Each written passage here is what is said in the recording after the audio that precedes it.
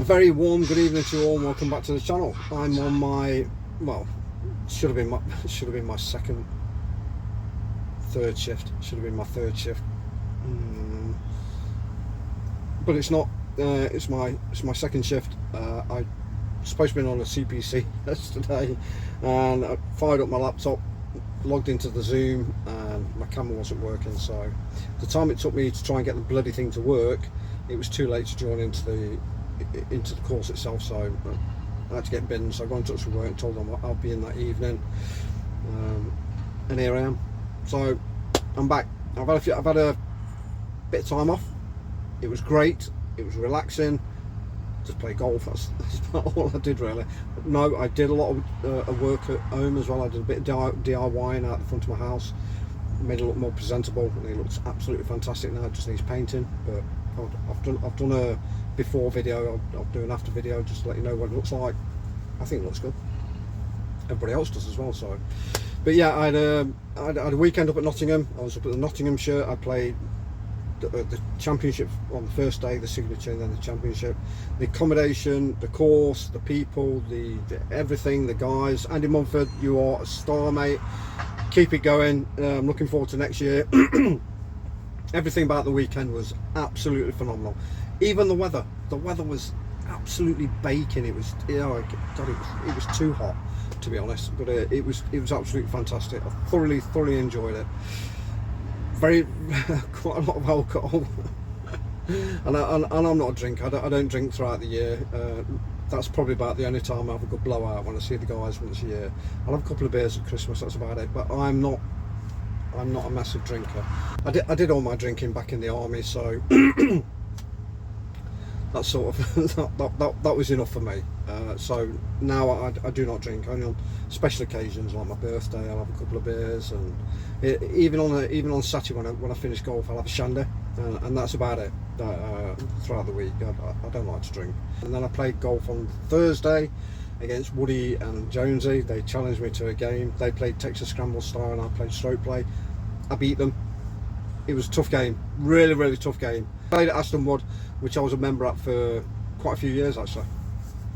Fantastic course, inland links course, absolutely beautiful. Very dry, like most of the courses in the Midlands and around the country at the moment. They're all the fairways have been burnt because, you know, we've had some bloody good weather. But the greens were absolutely phenomenal, pure, ran straight. They were rolling perfectly. It was brilliant. Really thoroughly enjoyed it, and so did the guys as well. And then on the Saturday, I played my society meeting at Stoneleigh Park. I was running a competition for Druids Ambassador Pack. Nobody won because you all got it wrong. I shot 36 points, very close. There was a couple of guys who got 34 or 35 points, I think it was something like that, but nobody got 36, which I was happy about. I thought I played really well. I came third overall, so which is really good. It bumps up my points in the table. So the next society meeting is at the West Midlands, and I've shot a video at the West Midlands, and I shot under my handicap, and that was off. I think that was off the yellows as well. So we'll be off the yellows again when we're doing the society. So it'll be rolled over again. There'll be another ambassador pack up for grabs from Druids Golf. Check it out. 6 items of your choice, up to the value of £99. That was the price, but you've got to be subscribers to the channel to have a guess. So drop us a remark in the comments and you'll have a chance of winning, including family members. Don't forget, get your guess in. I'd love another ambassador pack, I really would. So yeah, that is a prize that's up for grabs. So good luck to you all. Right, so what's been going off in the world? Yes, what has been going off in the world? Trump lived up to his expectations. He did it. He said he was going to bomb the bastards, and he did. Iran got their ass whooped by America. Well, the American Air Force, the B-52s, they dropped bunker busters on 3 sites that were producing enriched uranium. That, you know, they were saying that at the moment it was at 60%, but they reckon it was up to 83%. Once it gets to 90, they can produce an atomic bomb, a nuclear weapon. And trust me when I say this, they would not be afraid to use it. Every other country in the world, Russia, America, all the superpowers that there are that have a nuclear arsenal, even Great Britain, would never dream of dropping a nuclear bomb on another country. Never dream of it. Iran is the total opposite. They would. As soon as it was produced, it'd be fired into Israel for a start. That would be the first country that would go, and then they'd let loose with a load of nukes in America. That is their whole intention. They don't care. They don't give a shit. They don't care how many people they kill. They don't care about dying themselves. That's what these fanatics are like. They much rather they embrace death more than we embrace life. That is their philosophy, and that's their ideology, and that's why it's so damn bloody important to wipe these fucking fanatics off the face of the earth, because they will never ever stop, ever. So protest all you like. Go to the Iranian embassy, go to the American embassy, go to wherever you want to protest, but just realise this, that if they had a nuke, they would not think twice about launching a nuclear attack. They wouldn't think twice. So just bear that in mind when you start protesting, that, you know, a country like Iran doesn't give a shit about anybody apart from itself, and like I say, you know, they don't care if they live or die. The whole entire Labour government are just an embarrassment to politics, and they're an embarrassment to the British people, and I hope they have an early election. I really do. I hope an early election comes around in a couple of years, and reform can get in and make a damn difference to this frigging country, because it is going down the shitter.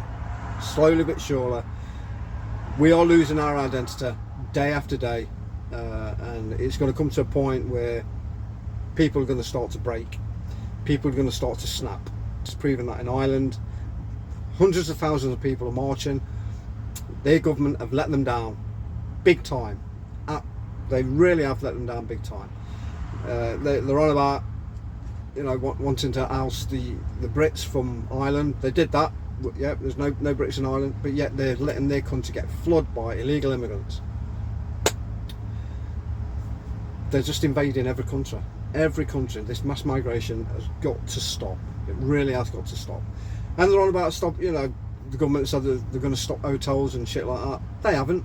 They haven't stopped it. The only way you're going to stop these boats from coming across, like I said before, is get them in a field, go outdoors or some camping store or something like that, get a shitload of tents, get them in a field, barbed wire it all off, get the military to patrol it, and get these scumbags in there in tents. They've just come from tents, put them back in bloody tents.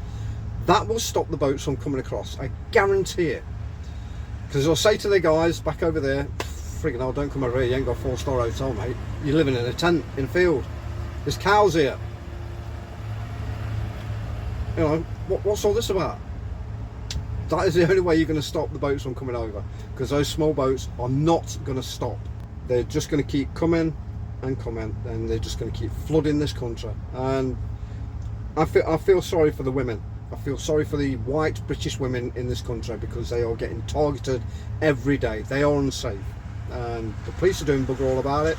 The government's doing bugger all about it, and sooner or later, guarantee you, there's going to be vigilante gangs on the streets.